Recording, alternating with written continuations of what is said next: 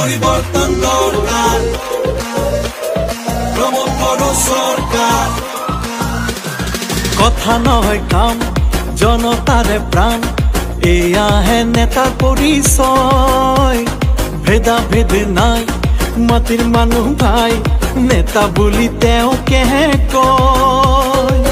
নানা ভাষা ধৰ্ম আৰু বৰ্ণ জাতি, অধিকাৰ ট্ৰেক্টৰে দিব আনি, সলনি ঢৌ আহিলে পাৰ। পৰিবৰ্তন দৰকাৰ,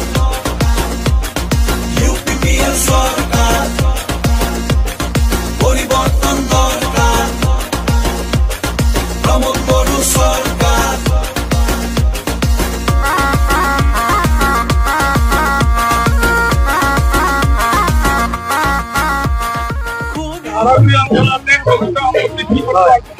আমি টিকিট ঘোষণা কৰাৰ পিছত ৰাইজে উৎফুল্লিত হয়। কুচুবৰ পৰা বাউৰাগুৰিলৈকে ৰেলি আমাক উপস্থিত কৰিছে আমাৰ ৰাইজে। সেইকাৰণে পোনপ্ৰথমে মই আমাৰ দলৰ সভাপতি তথা বিটিআৰৰ কাৰ্যবাহী সদস্য প্ৰমোদ বড়ো ডাঙৰীয়াক মই ধন্যবাদ জনাইছো। সকলো কেন্দ্ৰীয় কমিটিৰ বিষয়ববীয়া, জিলা কমিটিৰ বিষয়ববীয়া, ব্লক আৰু প্ৰাইমাৰী দলৰ সদস্যসকলক আন্তৰিক শুভেচ্ছা জনাইছো আৰু কুচুবৰ সমষ্টিবাসী ৰাইজকো মই আন্তৰিক শুভেচ্ছা জনাইছো। মোক দ্বিতীয়বাৰৰ কাৰণে ইলেকশ্যন খেলাৰ কাৰণে সুযোগ দিলে আৰু মই ৰাইজক অনুৰোধ কৰিম, ৰাইজে পুনৰবাৰ আকৌ এবাৰ মোক জয়ী কৰি দি ৰাইজৰ আকাংক্ষা পূৰণ কৰিবলৈ সক্ষম দিয়ে। সেইকাৰণে মই আশাবাদী যে 22 তাৰিখ ছেপ্টেম্বৰত যেতিয়া নিৰ্বাচন হ'বলৈ গৈ আছে, 26 তাৰিখত ফলাফল পাব, আমি জিকিমে।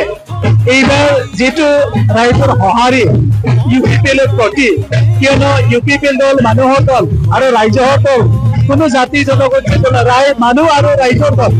সেইকাৰণে ইউপিপিএলে সকলো জাতি জনগোষ্ঠীৰ কাৰণে কাম কৰি আছে আৰু ইয়াত আমি শান্তি পিছ যিহেতু আনিছে বিটিআৰ অঞ্চলত, সেইকাৰণে সকলো জাতি জনগোষ্ঠীয়ে কৈ আছে যে ইউপিপিএলক এইবাৰ আকৌ প্ৰমোদ বড়োৰ হাতত ক্ষমতাটো অৰ্পণ কৰিব, ক্ষমতাটো দিব।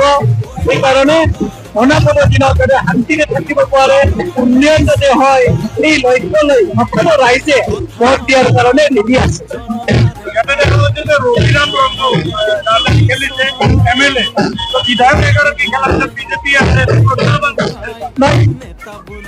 সকলোৰে নিজা নিজা পাৰ্টিৰ এটা সিদ্ধান্ত হয় আৰু দলীয়ভাৱে সিদ্ধান্ত লৈ টিকেট দিয়ে। আজি মোক দিলে ইউপিপিএলে, ডিপিএফে কাক বা দিলে, বিজেপিয়েও কাক বা দিব, কংগ্ৰেছেও কাক বা দিব, এইটো বেলেগ কথা।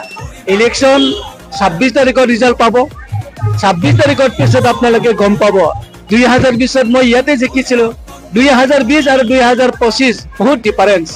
আমি 2020ত চৰকাৰত নাছিল, চৰকাৰত আহি বহুত আমি কাম কৰিলো। তাৰ কাৰণে ৰাইজে আমাক ভোট নিদিয়াকৈ নাথাকে, আমাক ভোট দিবই।